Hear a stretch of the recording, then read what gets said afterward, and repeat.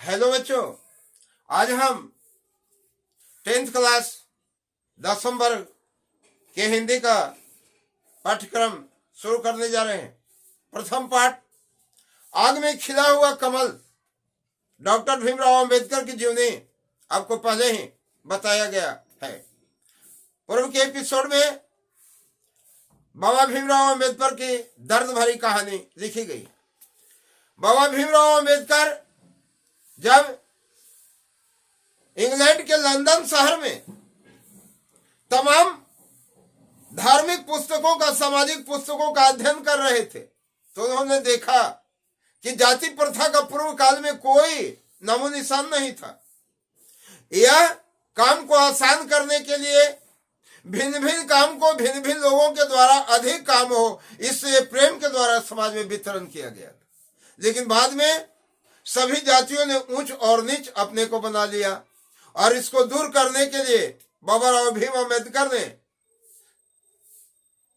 England की राजधानी London और अमेरिका के न्यूयॉर्क शहर से बहुत बड़ा स्पीच दिया था। दुनिया वालों, जब तक इस अंधविश्वास से बाहर नहीं निकलोगे, छुआछूत, ऊंच नीच, गरीबी अमीरी के फर्क को नहीं मिटाओगे, तब तक दुनिया का पूर्ण विकास नहीं होगा।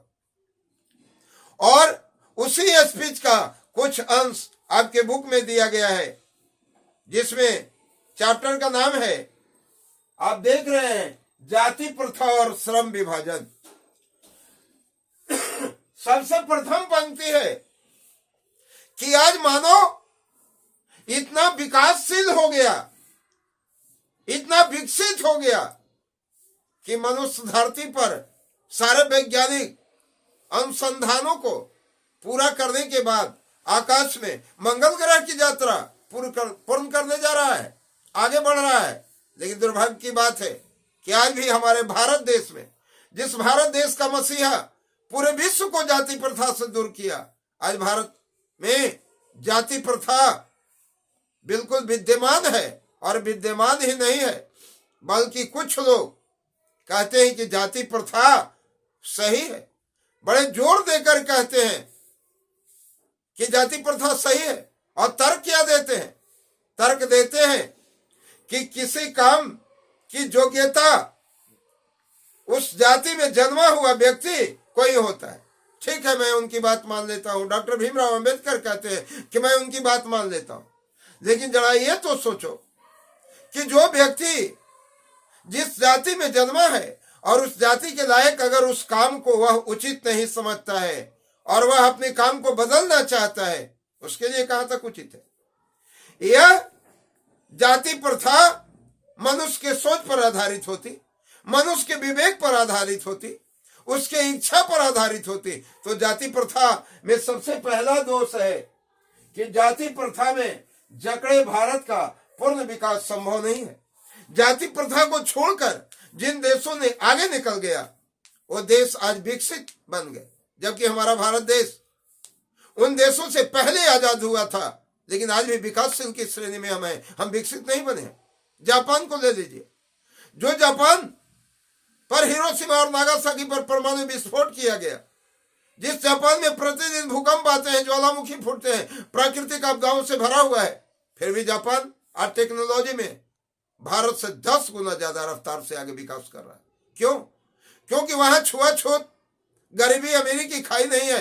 हर लोग काम से एक अपने आप को पहचान बनाता है। और हमारे यहाँ उच्च नीच, जात पात, छुआछूत इतने बृहद रूप में झगड़ा हुआ है कि लगता है कि अभी भी भारत को इससे निकलने में सैकड़ों वर्ष लग जाए। और यह बड़ी दुर्भाग्य की बात। दूसरा बात है, क्या मानव की इच्छा पर निर्धारित नहीं है? मां के गर्भ में बच्चा रहता है और लुहार का बच्चा लुहार, राजपूत का बच्चा राजपूत, ब्राह्मण का बच्चा ब्राह्मण और शूद्र का बच्चा शूद्र। यह कैसी विडंबना है? यह कैसी विडंबना है? तो इससे होता है क्या? बेरोजगारी बढ़ती है। अब सोच कहेंगे इससे बेरोजगारी का क्या संबंध? बेरोजगारी का बहुत बड़ा संबंध। मान लिया कि जो मनुष्य जिस काम को करना चाहता है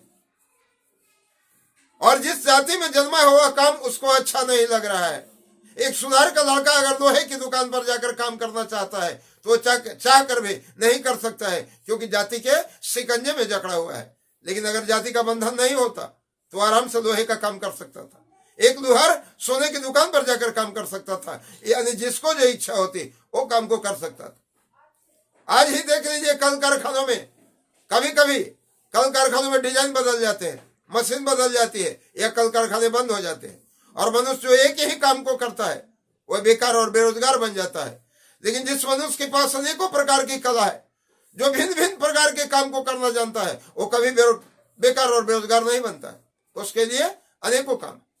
अब विवश होकर ग्वाले का लड़का को गाय दुहने में अच्छा नहीं लगता है, वो गाय दुहना अपना रुचिकर पेशा नहीं मानता है। दबाव में, घर परिवार और समाज के दबाव में वह काम तो करता है, लेकिन जितनी रफ्तार से वह काम होना चाहिए था उतनी रफ्तार से नहीं हो पाता है। कम और टालू काम करता है, जिसके कारण उसके कम काम होते हैं।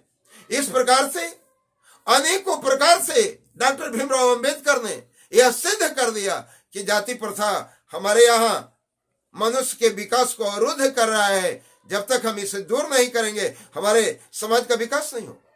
सबसे बड़ी बात है कि हम एक लोकतांत्रिक देश में रहते हैं, और लोकतंत्र का सबसे पहला नियम यही है कि हमारे समाज में अबाध गति से, एक तरह से दूसरे तरह प्रेम की धारा में सबके लिए, सबके उत्थान के लिए ऐसा काम हो जो कोई भी काम कोई भी व्यक्ति कर सकता है। आपस में प्रेम और भाईचारा हो, और यह प्रेम और भाईचारा दूध और मिश्री की तरह हो। जैसे दूध में मिश्री डाल देते हैं तो पौष्टिक पारक बन जाता है। खाली मिश्री खाइएगा खून मीठा हो जाएगा, थोड़े फुंसी होंगे। खाली दूध पीने पर पौष्टिकता भी कम जाती है और स्वादिष्ट भी नहीं लगता है। लेकिन दूध और मिश्री दोनों को मिला देंगे, पौष्टिकता बढ़ जाती है। उसी तरह से जिस दिन हम ऊंच और नीच की खाई को मिटा देंगे, छुआछूत को मिटा देंगे, हमारा देश डेवलप करेगा, हमारी दुनिया विकास करेगी। इसी शब्दों को डॉक्टर भीमराव अंबेडकर ने जाति प्रथा और श्रम विभाजन में इंकित किया है। जय हिंद बच्चों।